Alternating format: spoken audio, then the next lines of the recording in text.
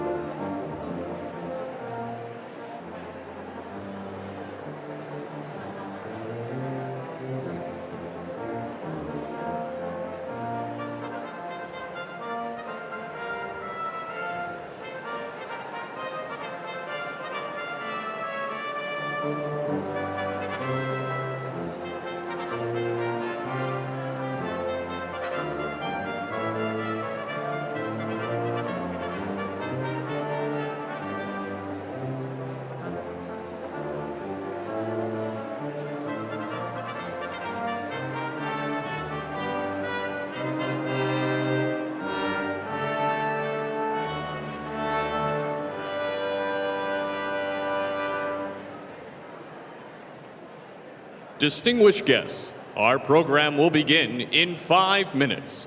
Please take your seats.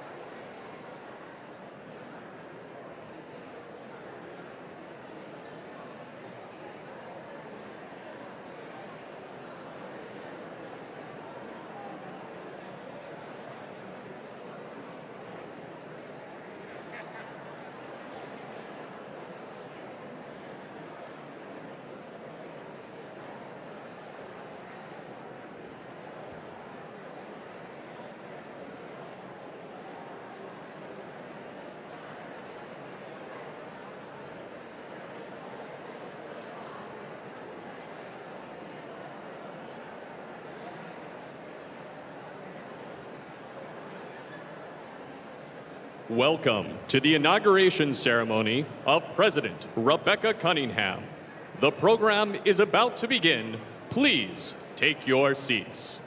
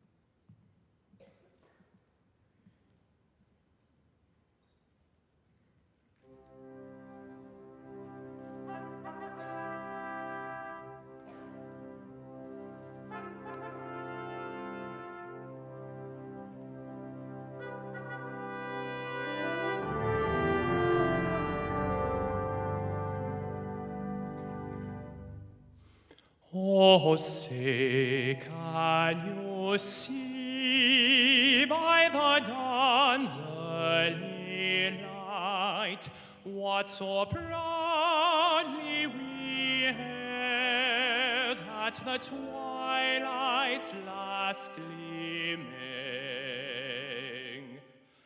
whose broad stripes and bright stars through the perilous fight o'er the ramparts we watched were so gallantly streaming,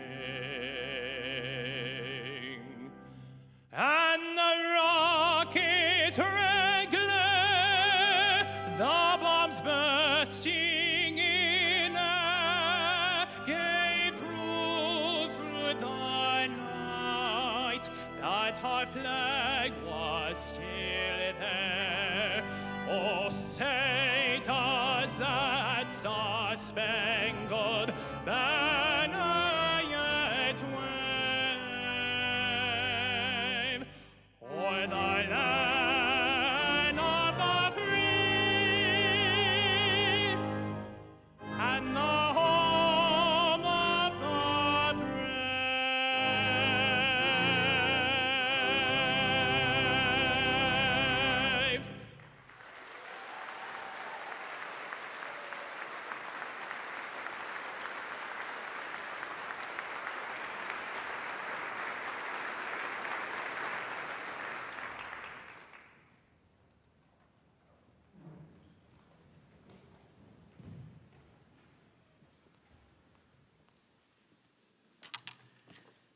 Good afternoon, everyone.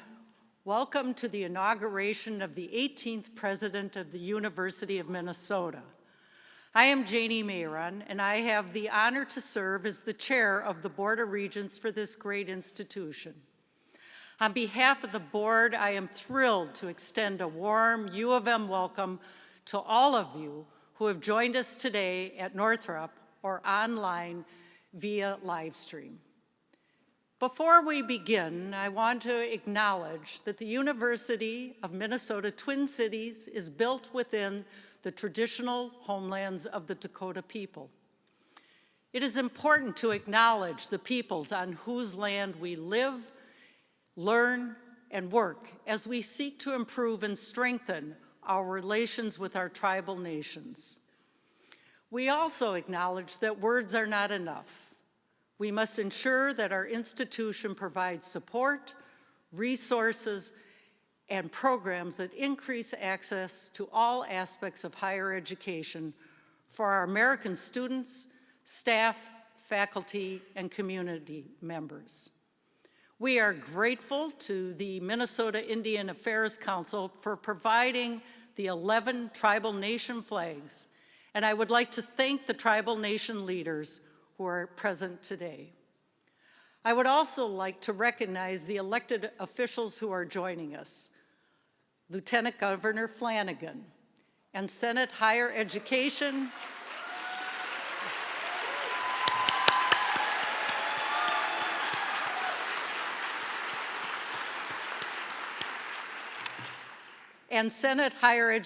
Committee Chair Fatah, and a very special welcome to the family and friends of President Rebecca Cunningham, many who have traveled long distances to celebrate her presidential inauguration alongside of her.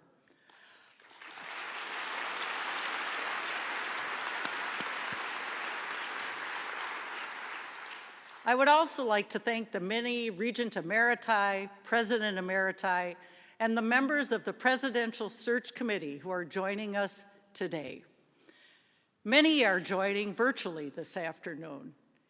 A warm welcome to all the students, faculty, staff, alumni, donors, and friends, and community members and Minnesotans tuning in. I am grateful for the use of technology to allow you to join us in today's celebration.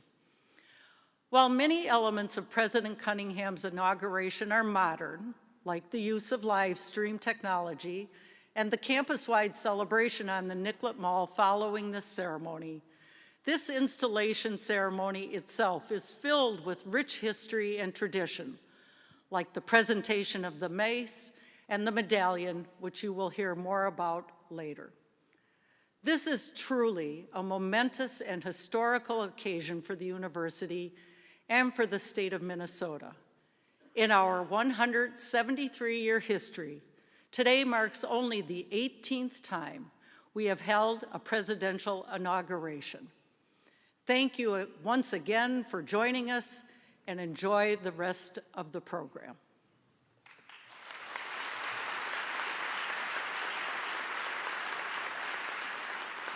Please welcome President Emerita of the University of Michigan and former President of the Association of American Universities, Dr. Mary Sue Coleman.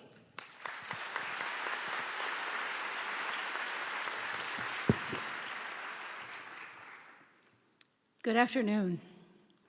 It is a tremendous honor to be part of such a special day in the distinguished history of the University of Minnesota. Thank you for the invitation to celebrate with all of you. Today, together, we make history in shaping the future of one of this state's most vital institutions. It is my distinct and personal pleasure to welcome Rebecca Cunningham to the university presidency and to join in celebrating her inauguration as the 18th president of the University of Minnesota. Chairwoman Mayron, and you and your fellow regents made an exceptional decision in selecting this remarkable scholar to lead Minnesota. She's a visionary who understands the power and the promise of public research universities. I come from another U of M, the University of Michigan, where I had the privilege of serving as the 13th president. Before that, I was president of the University of Iowa. After Michigan, I was president of the Association of American Universities, which represents the nation's leading research universities, including the University of Minnesota. I deeply appreciate research universities and our indispensable role throughout our states and the world. Today, I will invoke the privileges of age and experience to share some advice with Rebecca and you, the Minnesota community. I mentioned serving as Michigan's president. That occurred from 2002 to 2014. I returned as president in 2022, and this was when I had the opportunity to witness Rebecca's leadership firsthand. As our vice president for research, she oversaw a $1.8 billion enterprise, the largest of any public university in the country, and one that involved all facets of the university. In this role, it would be easy to be complacent with such an extensive portfolio. But Rebecca did something very daring. She thoroughly analyzed the strengths and weaknesses of Michigan's research platform. And she did not hesitate to say, we must and will collaborate more to have a deeper and broader impact. Rebecca's background includes being an emergency room physician. This meant making critical decisions and making them quickly. But ER doctors do not work in a silo. They understand the need for collaboration and draw upon the strengths and expertise of physicians and specialists from different fields. It leads to successful, healthy outcomes. Rebecca understands and promotes this philosophy as a physician and higher education leader. She appreciates the mission of a public research university like Minnesota and its critical role throughout the state. As an educator, researcher, and administrator, Rebecca has never hesitated to tackle the toughest challenges facing our society, from mental health and substance abuse to firearms violence. She always approaches these challenges with a strong moral compass and an unwavering commitment to collaborate across diverse disciplines. She now faces the challenge and the privilege of being a university president. These are not easy times for university presidents and chancellors. Our society is fractured and contentious. The spotlight for higher education leaders is intense. The demands are constant, and the pressure is extraordinary. It is not for the faint of heart. The Board of Regents recognized this when selecting Dr. Cunningham. Rebecca, I want to offer guidance as you move forward in the university. Always lead with integrity and honesty. Nothing is more important. Absolutely nothing. Surround yourself with exceptional people. The university presidency is not about a single person.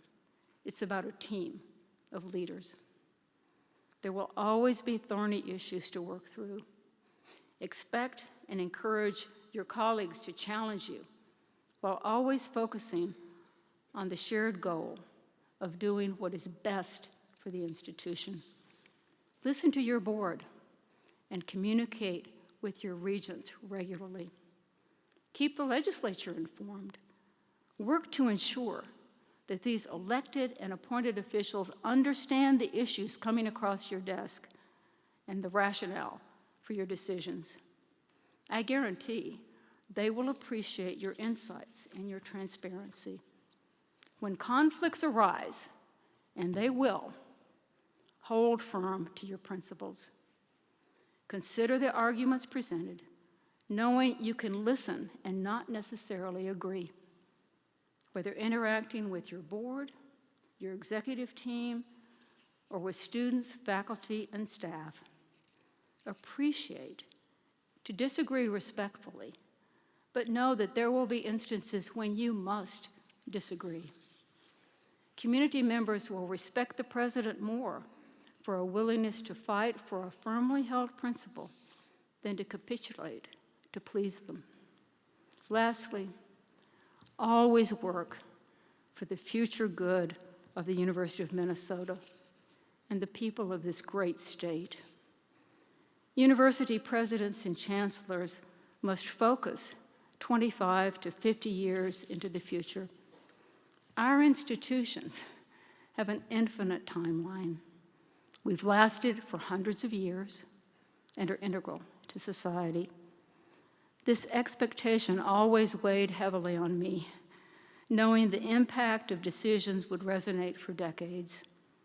However, such forward thinking is a guiding principle for leading a research university successfully. I'm confident that you will meet and exceed these challenges with your leadership. I now have a few thoughts for the University of Michigan community. Students, faculty, and staff on all 5 campuses, as well as the dedicated alumni making a difference around the state and the world. Never hesitate to provide President Cunningham with your ideas and your support. As a university president, I always enjoyed benefiting from the tremendous wealth of knowledge across campus. I'm referring to scholarship, of course, but also the community's lived experiences as teachers, students, employees, and graduates. That knowledge can and will inform the direction of this institution. When you criticize, and you will, do so constructively. Always show grace. It's far more productive to offer alternative concepts and approaches. Universities thrive in an environment where differing ideas are exchanged and understood. We know ideas can and do change the world. It is the essence of why universities matter. Life-changing ideas were a hallmark of one of the great thinkers in American higher education, the philosopher John Dewey. He began his career teaching philosophy and psychology at the University of Michigan in the 1880s. Then he came here to the University of Minnesota as professor of psychology and logic. I confess we recruited him back to Ann Arbor after a year. But I love knowing that Minnesota and Michigan share this historic bond because of Dewey's immense impact on reforming education, championing democracy, and promoting learning through doing. There are many ways to quote John Dewey, and when I consider how he connects Michigan, Minnesota, and today's celebration, I want to offer this. Arriving at one goal, Dewey said, is the starting point of another. The University of Minnesota has arrived at its goal of hiring a dynamic new president. She understands how essential this institution is to the health and well-being of all Minnesotans, and she is the right person to lead this university deep into the 21st century. The next goal for President Cunningham and all those who make up the university community is to commit to making a more profound impact as a university that improves the quality of life of everyone in this state. All of us are here today because of a shared belief in the power of the University of Minnesota, the infinite power of ideas, and the public good of higher education.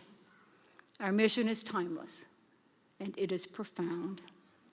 This is a glorious day for Minnesota, the university, and the state.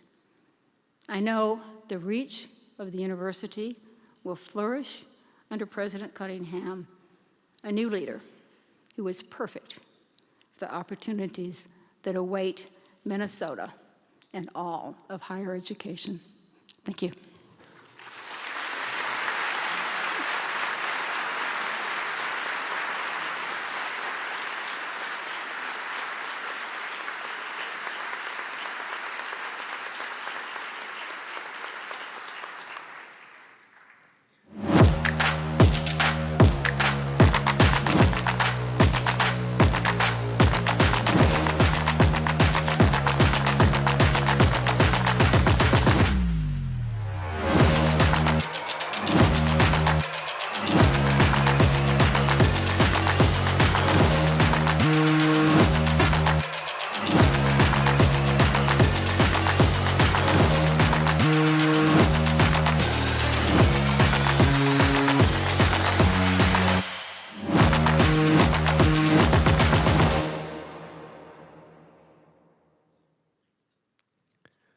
Please welcome the Chair of the Student Representatives to the Board of Regents and the Chair of the Student Senate, Dr. Taiwo Aremu.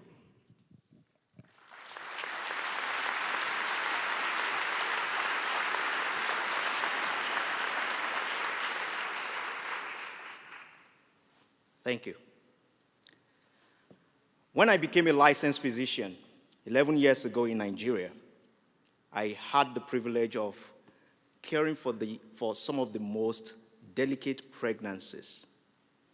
My primary responsibility was not only to ensure the safety of both mother and child, but also to bring hope and reassurance to everyone involved, family, friends, and the broader community, while preserving the joy of these precious moments. Consider this hypothetical scenario. A woman visits the emergency room with unexpected health concerns, only to discover she is pregnant. After nearly 9 months, she's ready to deliver her 18th child. The joy and optimism in her eyes, along with the anticipation from her family waiting outside the labor ward, were palpable as we shared the news of this new addition. This scenario parallels the event leading up to today's inauguration. Just as a baby grows in the womb for a desired 9 months, about 9 months ago, Dr. Rebecca Cunningham's application was among over 40 reviewed by the Presidential Search Advisory Committee, a committee that notably included 2 student representatives, a record-setting achievement. And today, just like a new birth, we celebrate the inauguration of Dr. Cunningham as the 18th president of our esteemed institution. We stand here filled with hope and optimism for the future. Let me bring this message closer to home. I have been an active member of this university for 7 years. First, earning a Master of Public Health, and now nearing the completion of a PhD in Social and Administrative Pharmacy, along with other academic pursuits in progress. This university is a place of immense opportunity, and I've had the privilege of being trained and mentored by some of the most renowned faculty across various departments. It's important to note that without students, there can be no president of the University of Minnesota.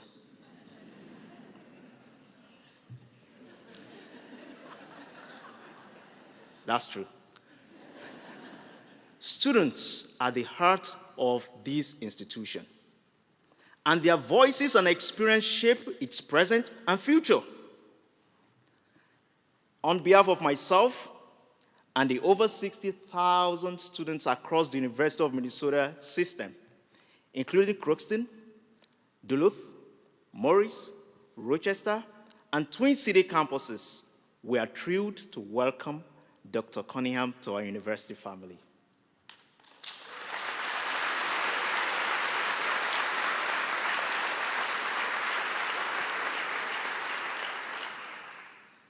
Just as in the story I shared, we are hopeful as we look to the future. The road ahead won't be easy, and we will need all hands on deck. As the saying goes, it takes a village to raise a child. In our case, it will take the collective efforts of all our stakeholders: students, staff, faculty, community partners, donors, government, political and industry leaders, alumni, taxpayers, union, state and federal agencies, and more to support President Cunningham's leadership, helping her succeed. Together, we can continue to break barriers, challenge the status quo, reach new heights in research, in teaching, research, innovation, mentorship, and ensure a healthy future for the University of Minnesota community, the state, the nation, and the world. In closing, I want to extend my deepest thanks to each of you, whether you're listening now or in the future, for being part of our shared history, driven by a singular vision of excellence. Welcome and congratulations, President Cunningham.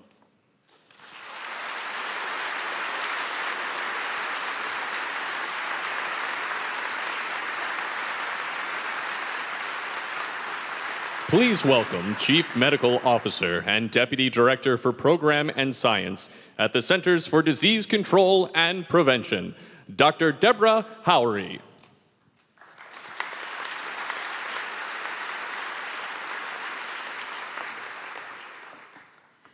Good afternoon. I am thrilled to be here to celebrate Dr. Cunningham's inauguration as the 18th University of Minnesota president. I first met Dr. Cunningham at a grant writing workshop for emergency medicine researchers, and we quickly connected as fellow researchers early in our careers.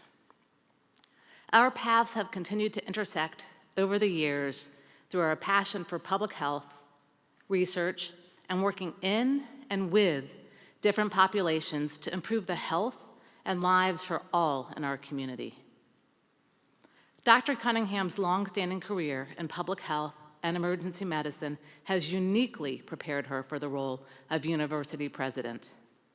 As a fellow ER doc, I can personally attest to the importance of applying these skills in leadership positions. We know how to swiftly identify and prioritize issues, make decisions with often incomplete or changing information, and constantly navigate the delicate balance between true emergencies and matters that can wait a little bit longer. And we also know that not everything is an emergency. Moreover, we understand the importance of true teamwork. We know that achieving positive outcomes relies on the collective expertise of our colleagues, including specialists, students, staff, and more. In an emergency, we rely on teamwork to deliver the best care. Dr. Cunningham's approach to fostering collaboration among diverse groups will undoubtedly serve her well in this role. As I look at the University of Minnesota and the vast range of schools and expertise across liberal arts, the extension program, law, biological sciences, education, and of course, health sciences, I'm excited to see what connections and vision Dr. Cunningham will foster here. I can already envision her presence throughout the campuses, meeting with students, faculty, and staff, and forging connections.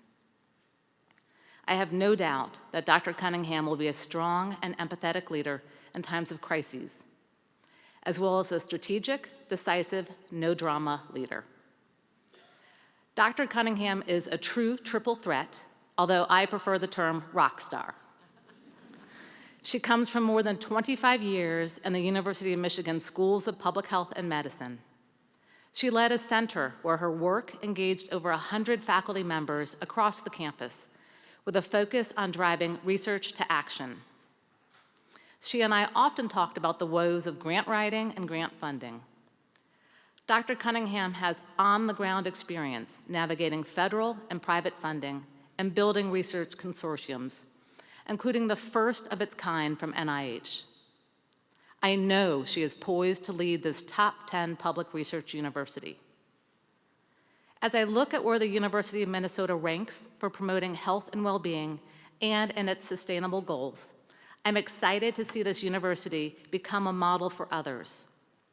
With health disparities across our nation and preventable causes of death and illness, such as heart disease, overdose, and cancer, continuing to impact too many too soon, the university is poised to use its interdisciplinary approach, innovative work in human-centered design and AI, and the focus on equity and inclusion to reverse these trends with Rebecca at the helm. President Cunningham has had national leadership as well as experience in university administration. She understands the importance of relationships. Up, down, and across, all matter. And I can personally attest to this as we've maintained our collaborative relationships across different careers and institutions. From the CDC, I have watched Dr. Cunningham as a grantee, lead an injury prevention center with more than 45 community organizations as partners. Dr. Cunningham also launched an Institute for Firearm Injury Prevention with broad engagement and support from the community, state, and campus. This topic doesn't need to be political, but often is. And Dr. Cunningham has deftly maneuvered this by focusing on the why it matters and working with communities to collectively solve challenges. Dr. Cunningham, we value your thoughtful approach to leading by listening. I know your ability to understand complex issues and work with a range of stakeholders will contribute to the university's research, education, and outreach.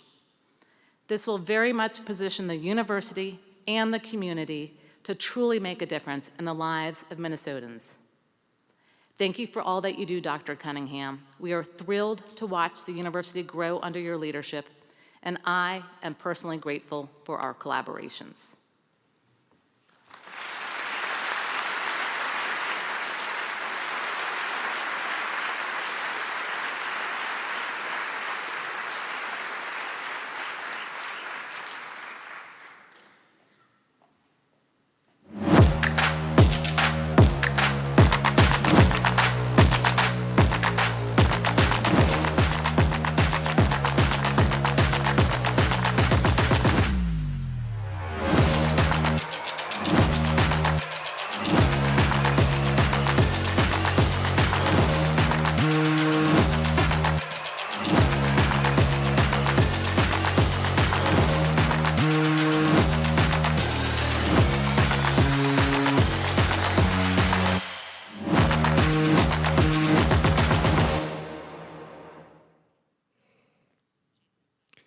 Please welcome University of Minnesota Morris Professor and the Chair of the Senate Consultative Committee and the Faculty Consultative Committee, Dr. Jennifer Goodnow.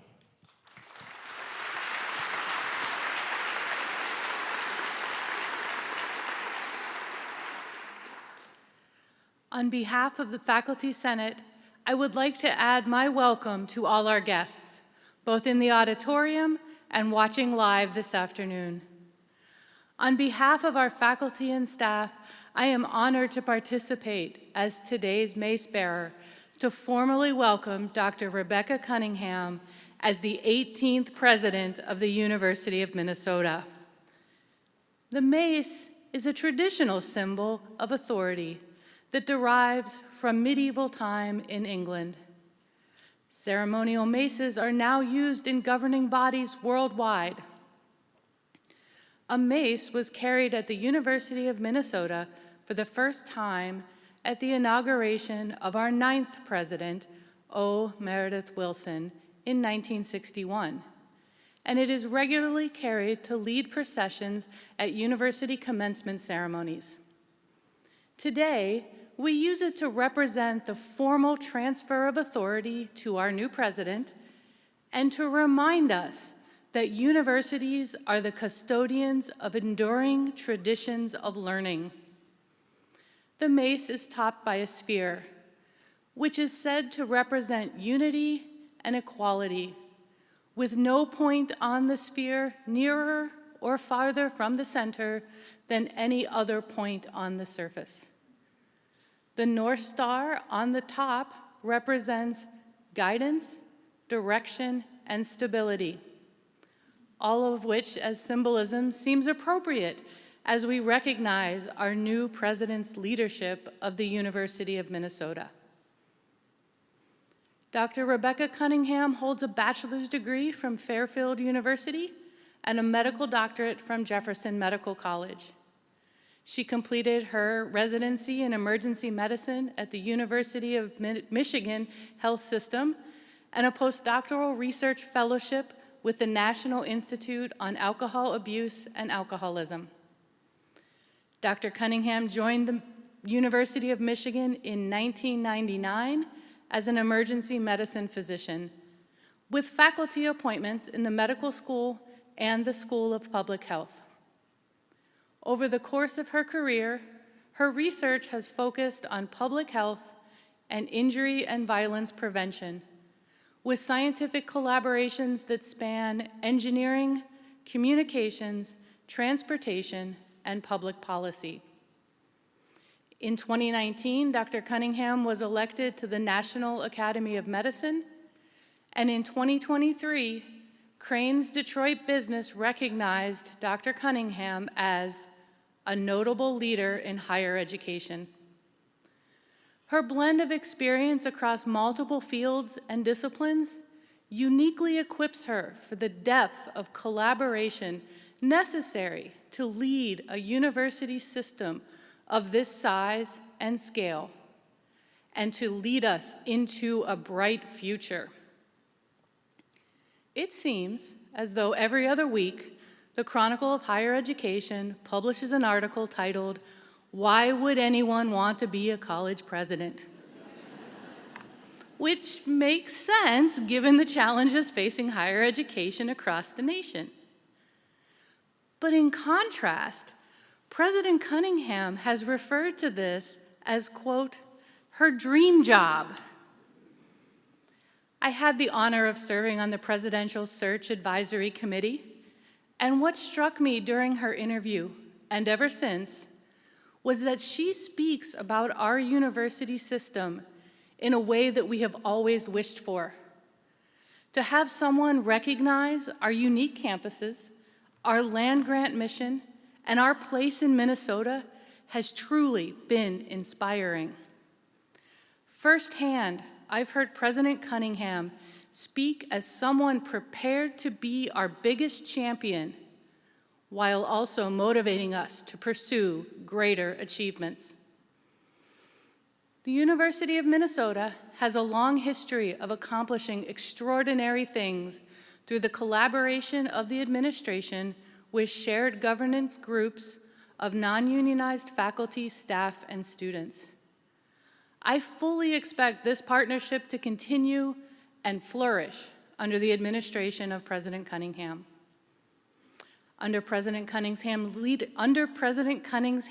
leadership, we stand ready to work alongside her to make this great university even greater and to serve our students, our state, our community, and our world.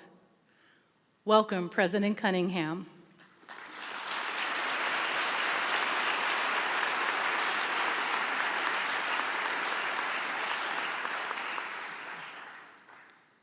Now, for the official presentation of the Mace, I am pleased to introduce Lieutenant Governor of Minnesota, Peggy Flanagan.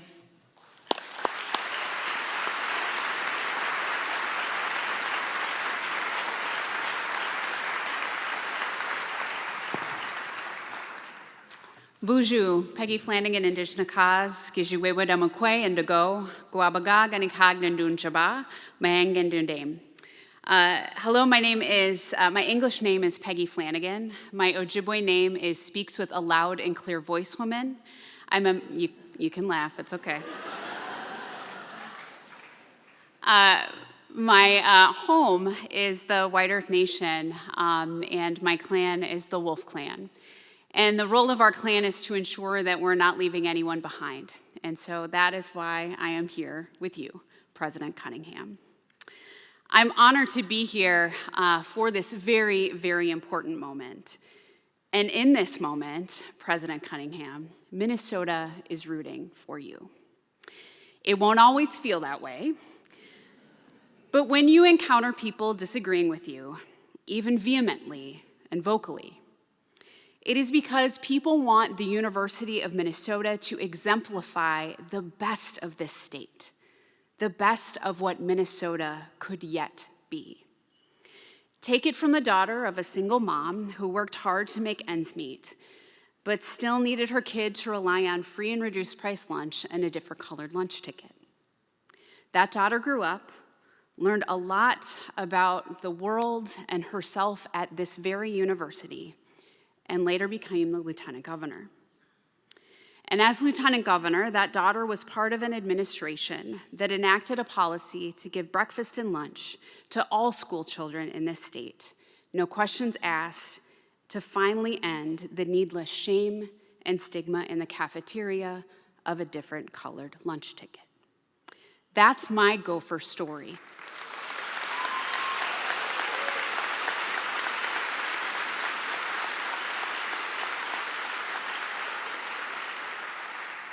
And there are Gopher stories everywhere throughout this state. And so many stories left to be written that will come from the University of Minnesota system. President Cunningham, your job won't seem simple, but it really is. It's to make sure that there are people going forward who will be able to tell their Gopher story at future inaugurations of U of M presidents. It's an interesting moment right now, and I don't really know what the future holds. But I do know that ultimately, the thing I want to do more than anything is to be Goldie Gopher at a sporting event. I know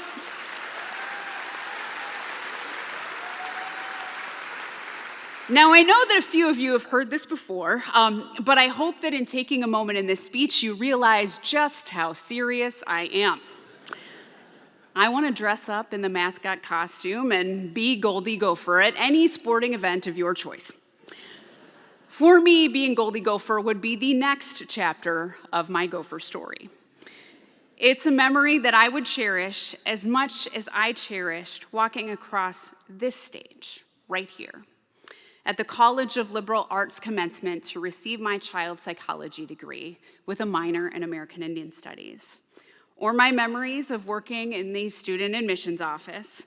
I got very, very good at walking backwards across campus, giving tours to prospective students in my maroon and gold striped rugby shirt, and telling them how much I loved it here, about open heart surgery, about cheerleading, which was then known as a Yell Squad. The list goes on, and the fake chimneys on Falwell Hall.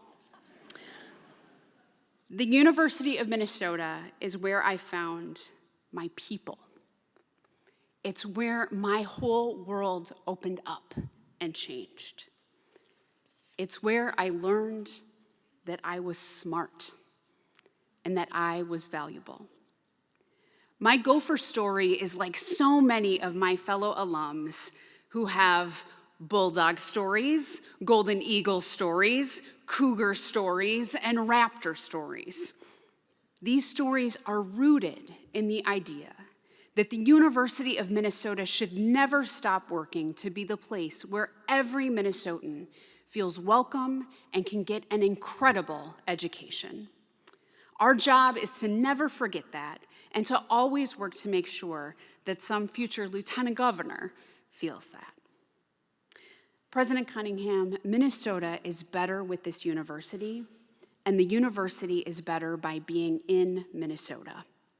I put this university up against any other in the Big Ten for being part of an incredible ecosystem of life, in a state that is dedicated to making this a better place, to making this the best place in the country to raise a family, to raise a kid, and to send that kid to college if that's what that young person wants.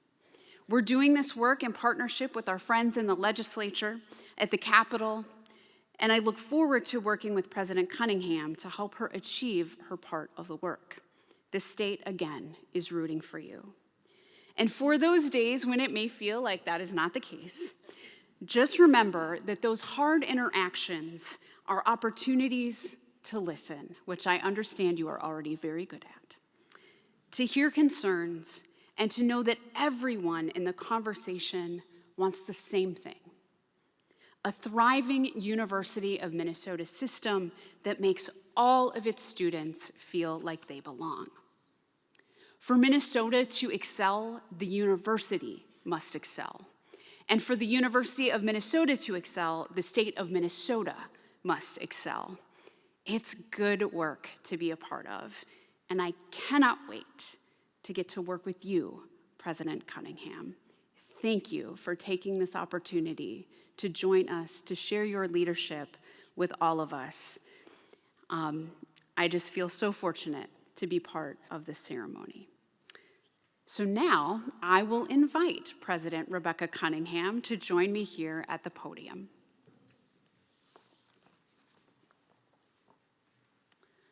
President Cunningham, by the power vested in me as Lieutenant Governor of the great state of Minnesota, I present you with the Mace of the University of Minnesota, a symbol of leadership.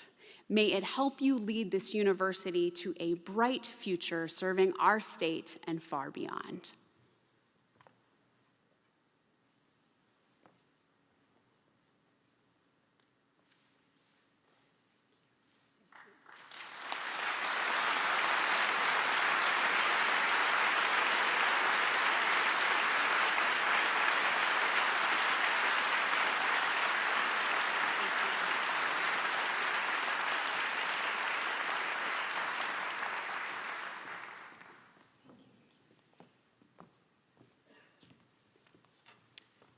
Before I begin my remarks, let me just say, Lieutenant Governor, be careful what you wish for. Your wishes may come true. By the authority of the Regents of the University of Minnesota, I present to you Rebecca Cunningham, a symbol of your office as the 18th President of the University of Minnesota on this 18th day of September 2024.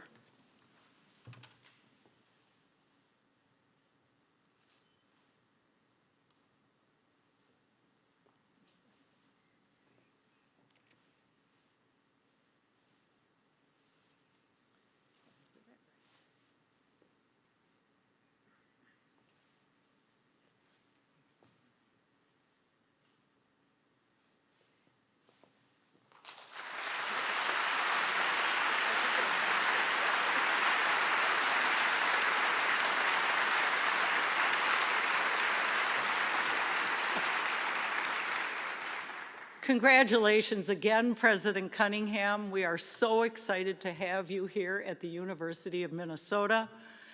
Without further ado, we will now hear President Cunningham's inaugural address inside historic Northrop before moving outdoors to participate in a campus-wide celebration to mark this historic day. President Cunningham.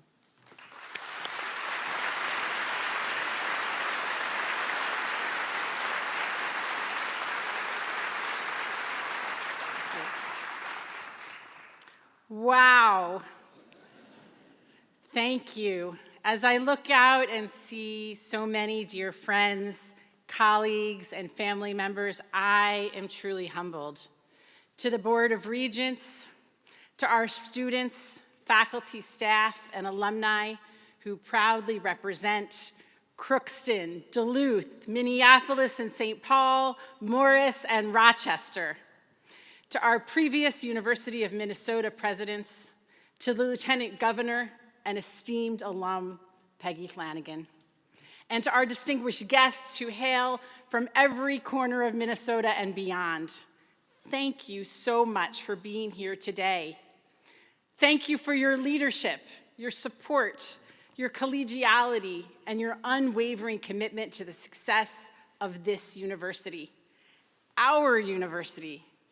Having worked in the Big Ten for the past 30 years, I was well aware of the power and the prestige of the University of Minnesota.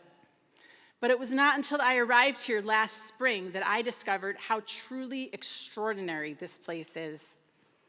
I saw it when I toured our observatory in Duluth, where teams are exploring the largest lakes on Earth to help solve critical issues, ranging from water quality and quantity to infrastructure and aquatic life.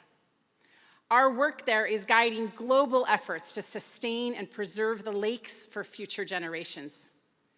I saw it when I visited our researchers in St. Paul who oversee an animal surveillance network that's designed to explore, control, and eradicate diseases like swine flu. Their work supports our farmers and producers, protects our food supply, and preserves our economy.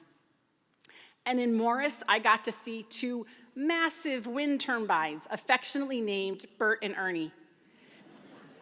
They generate 60% of the electricity to fuel our campus there. We are one of America's leading public research universities, and yet we always prioritize our commitment to the people of this state. Our work is reflected in every county across Minnesota. Our broad and deep knowledge, together with the special connection to this place, uniquely positions us to explore and improve the intertwined health of our people, our land, our water, our animals, our crops, our collective well-being. What we learn, do, and solve right here in Minnesota will advance the understanding for our nation and for a world that is sorely in need of solutions. My energy and enthusiasm for what we can build here grows stronger by the minute. Today offers us an important opportunity to come together and to celebrate, to reflect on our tremendous 173-year history and honor our shared achievements, to build on our distinctive power and identity, and to imagine what the future of our university can look like. I get chills when I think about all the great things we can accomplish together, and I'm thrilled to serve as your 18th president.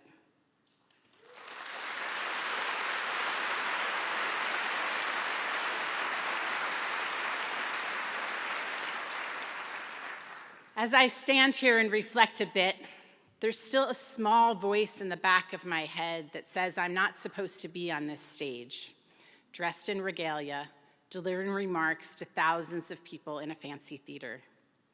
You see, I grew up in Philadelphia. Money was always tight, but my mother worked tirelessly to provide for our family. My mother, Frances Betts, personified perseverance. When her secretarial job ended for the day, she packed up her textbooks, and together, we headed to night school in Camden, New Jersey. We did not have money back then for a babysitter.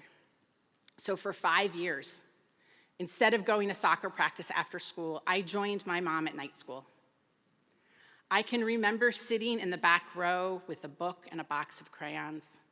During breaks, my mother would buy me hot cocoa and remind me not to interrupt the teacher and to not talk in class.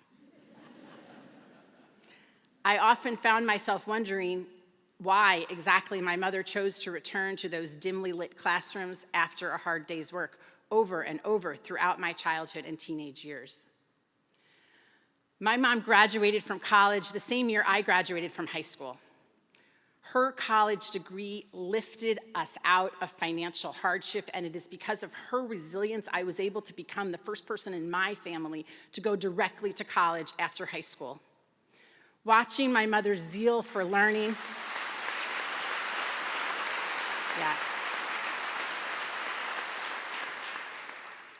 Watching my mother's zeal for learning gave me my first true taste of the extraordinary power of an education. Then higher education transformed the course of my own life and the lives of my children who are here today. My mother's resilience and the dedication is the reason I'm standing here on this stage, and it is the reason that I will work tirelessly to ensure that students from across our state, nation, and world have an opportunity to receive an affordable, world-class education from the University of Minnesota.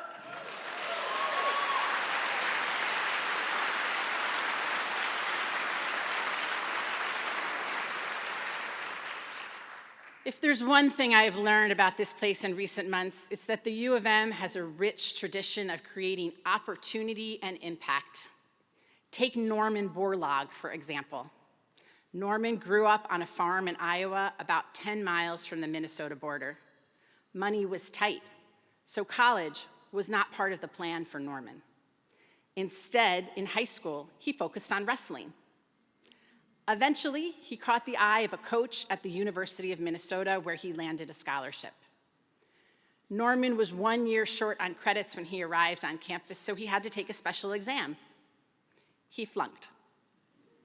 But he persevered, and he eventually transferred to the College of Agriculture. One day, Norman attended a lecture by U of M plant pathologist E.C. Stockman. As Norman would later say, when I heard him speak, it changed my life, my whole career. Norman eventually earned 3 degrees from the U of M, including a doctorate in 1942. He would go on to fight world hunger.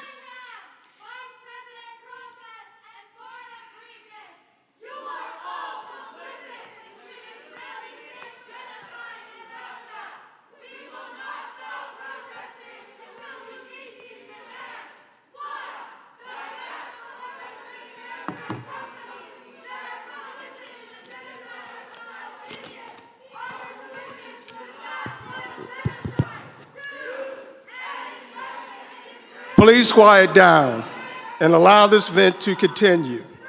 The university honors free speech and expression rights of our community members. However, demonstration and disruptive behaviors are not permitted at this event and are a violation of university policy. You are welcome to stay if you remain quiet and refrain from further disruption, or there's a designated area provided for expression west of the Northrum Auditorium.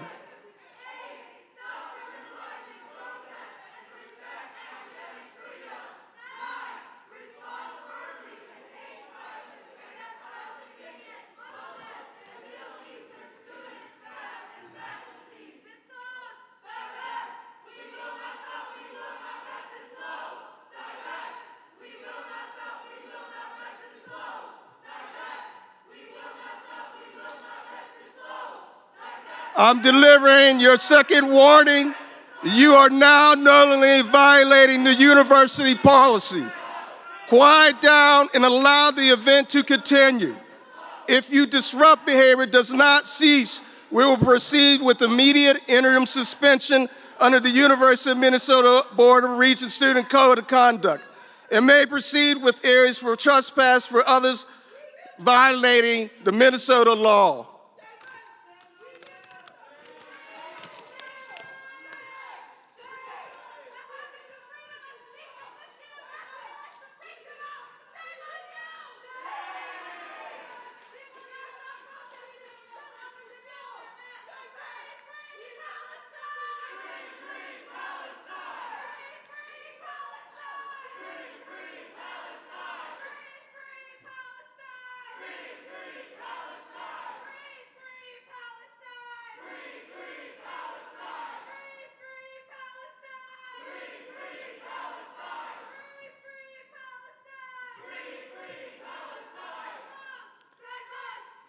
You have been 2 warnings and have refused to alter your behavior.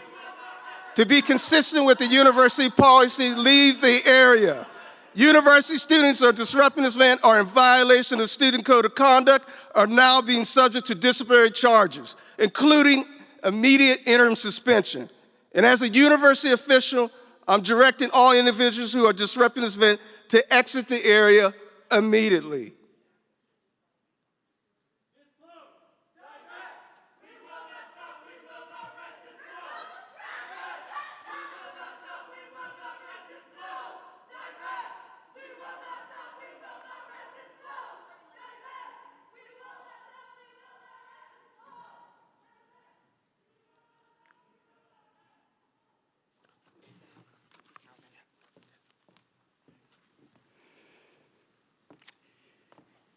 I'm going to go back a little bit.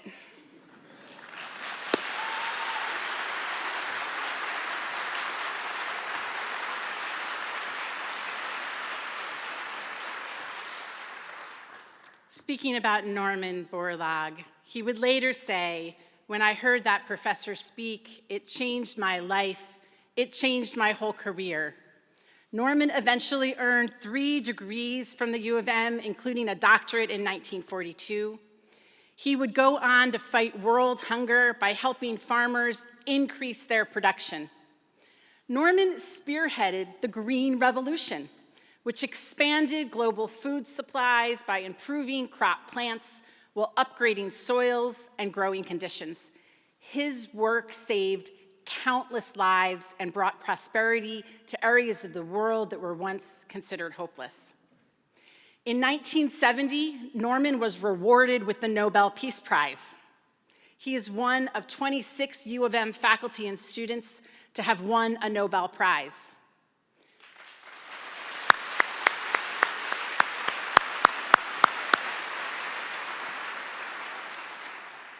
Norman's story demonstrates the power of the university to change a person's life and the power of our shared public mission to make the world a better place. As we move forward, we have a rare opportunity to think boldly about what the University of Minnesota can look like and can accomplish over the next decade. I am committed to a future that continues to prioritize an affordable, world-class education for students across Minnesota and beyond. Having worked in higher education for nearly 30 years, I am thrilled to see how the U of M is creating flexible and affordable pathways for students to earn a degree and land their dream job. After applying for financial aid, the actual cost of a degree for a low or middle income student is lower here at the U of M than any other four-year college in Minnesota. Yeah. And system-wide, nearly half of our students graduate with no debt at all. Yeah. I am always so inspired when I see the career placement rates across our system, like in Crookston, where 93% of our graduates find jobs in their field within a year of graduation. There is still plenty of work for us to do to make a U of M degree more accessible and affordable for all. But our trajectory is strong and positive. Looking ahead, I also envision a future that solidifies our commitment to the health, well-being, and safety of everyone. I am trained as an emergency physician, so I do tend to see the world through the lens of health and well-being. That is more important now than ever. People are looking to the university to help drive the health and well-being of our society, and we will answer that call by delivering world-class care for our patients and members of the university community, by creating innovations that lead to life-changing treatments, and by training a skilled healthcare workforce to support Minnesotans as well as communities across the country. Health is so deeply interconnected, isn't it? It goes well beyond treating people who are sick. And so we will work collaboratively to improve the health of our animals, the health of our soil, our agriculture, our environment, and the health of our economy. Together, we can work towards a healthy Minnesota and a healthier planet. As we look towards the future, we must not forget that this university's foundation is built on the strength of our system. Crookston, Duluth, Minneapolis and St. Paul, Morris and Rochester, together we are greater than the sum of our parts, and we excel at research and discovery when we work together. We will use that collective power to transform teaching and learning, and to improve health, safety, and well-being, and to strengthen our community outreach, which includes rebuilding trust with our Minnesota tribal nations.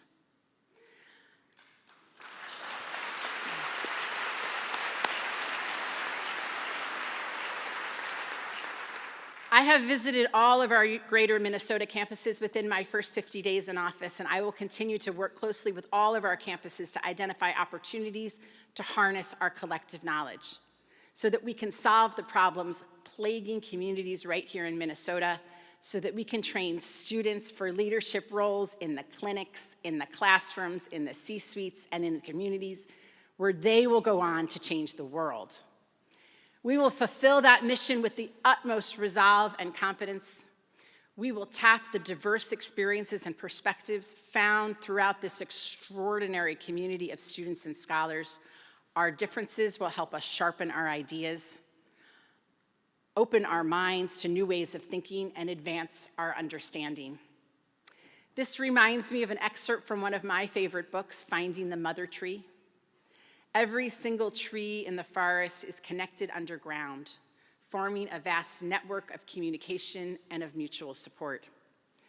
So as we embark on this exciting journey together, amid all of the ceremony and celebration, I hope each of us can pause for a moment and ask ourselves and one another, how can we do the greatest good for the University of Minnesota and for the children and families across our state, nation, and world? And how can we better come together to discover new solutions and create new opportunities? I look forward to hearing your ideas for advancing the University of Minnesota. I look forward to celebrating your successes. And I look forward to partnering with you to realize the promise that this great university offers and to make the most of the gift we have here in our time together. Thank you so much.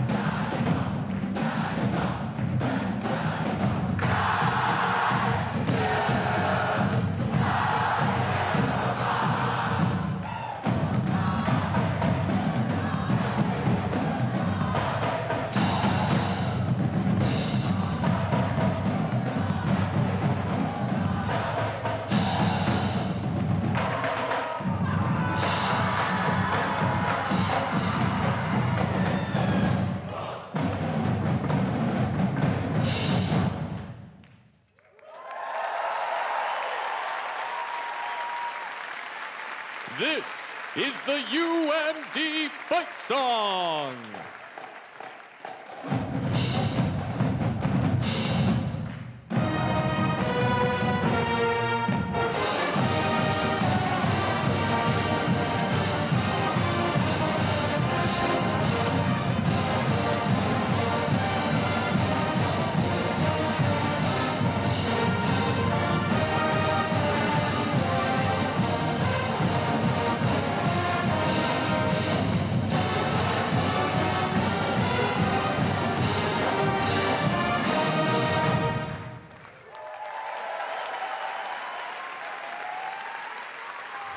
And now, the Minnesota Rouser.